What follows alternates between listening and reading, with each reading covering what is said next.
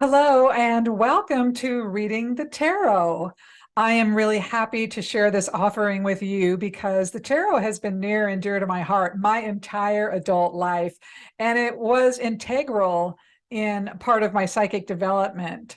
I don't currently use the tarot to read for anyone, and I wouldn't, and I will explain why momentarily. And that's not to say that you should not, but I'll explain more about that in a minute. Um, but there was a time, I think I was 20 or 21, I forget the age I was, and I was living in Berkeley, California. And one weekend, I stumbled upon a metaphysical bookstore because at that point I was heavy into reincarnation. I was all about reading everything I could get my hands on about reincarnation and past life regression. It was like, and that was a period in my life where I did a lot of past life regression myself. So it was a pretty rich period and very adventurous. Anyhow, so I got these tarot cards, the typical Rider-Waite deck, and the little teeny booklet that comes inside. It's so funny. And within a couple of days, I learned all the meanings. I just sucked that up for whatever reason. I just thought that was great fun. And I began to, just for fun, it wasn't even planned or spontaneous. It was really spontaneous. I'd say to a friend, oh, guess what? I got these tarot cards. We ought to lay the cards out for you. And so I did 4, 5, 6 readings for different people, just spontaneously.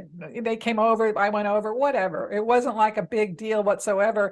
And I put no stock in it, zero, none, right? And then one time, about the 7th or 8th reading, I think it was something like that. One of my friends says, oh, hey, I have this friend of mine who's coming into town. Would you do it for him? And I'd met him once before. And I said, well, sure, why not? Whatever. So I laid the cards out for him. And somewhere in the reading, suddenly I went, huh, I see that you're like 6 or 7 and you're hiding under a table in a kitchen area and you're quite afraid. And his eyes just popped open. And he's like, how could you know that? Right. And I'm fast and furiously looking through the little pamphlet going, that's not in the book. But that was all very fascinating, right? But what was significant for me was that how it felt. Suddenly I knew the feeling of what tuning in on purpose was like, what it felt like to tune into psychic and intuitive ability on purpose. And that was the beginning of me being able to read, really. And from that point forward with the tarot, I was very selective with who I would read because it suddenly was like, oh my goodness, this isn't a game. This isn't a game. And so I started taking it more seriously and with whom I would read for. Now, some years later, probably, I think it was closer to my 30s, I went to the Berkeley Psychic Institute, showed up one day for a meditation class, which was 6 weeks, and I left 4 years later. That was such a fun experience where psychic was normalized and every kind of class and energy work you could possibly imagine went on there. It was great fun. Hard at times, really intense, but great fun. So that's where I really honed my skill of reading without any tools, physical tools.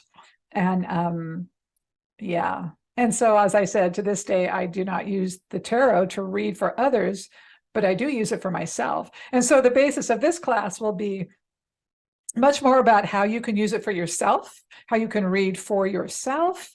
And I'm not telling you again that you can't read for someone else, but some of the pitfalls about it, from my point of view, is this. The tarot has been around for hundreds and hundreds of years. I'm not even sure. I know at least 500. It might be even more. And so with that, there's centuries of energy that come with it. And something I learned or I noticed after I had been reading without tools, physical tools for a long time, is that when I went to use the tarot, it wants to push me in a certain direction. No, and I'm like, I don't want to go that's not the direction. That's not the train of energy I'm following. And you want to take me off in that direction.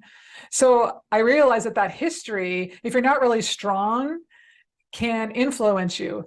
And here's another way to look at it. Years ago, I used to go horseback riding with a friend out at this ranch near where we lived. And we would get on these horses that a lot of people used, pardon me, and they were used to going on and off these trails.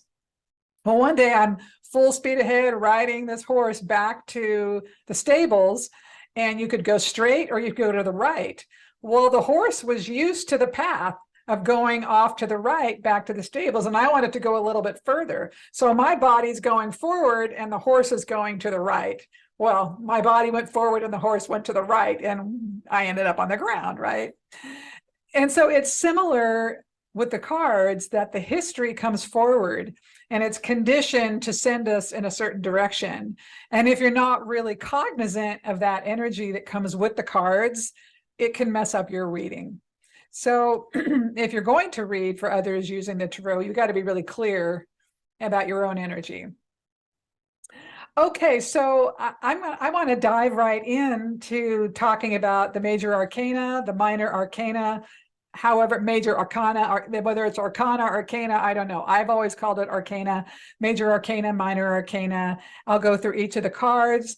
I will talk about various spreads. I'll talk about some combination cards and things of that nature. So let's get on to the next lesson.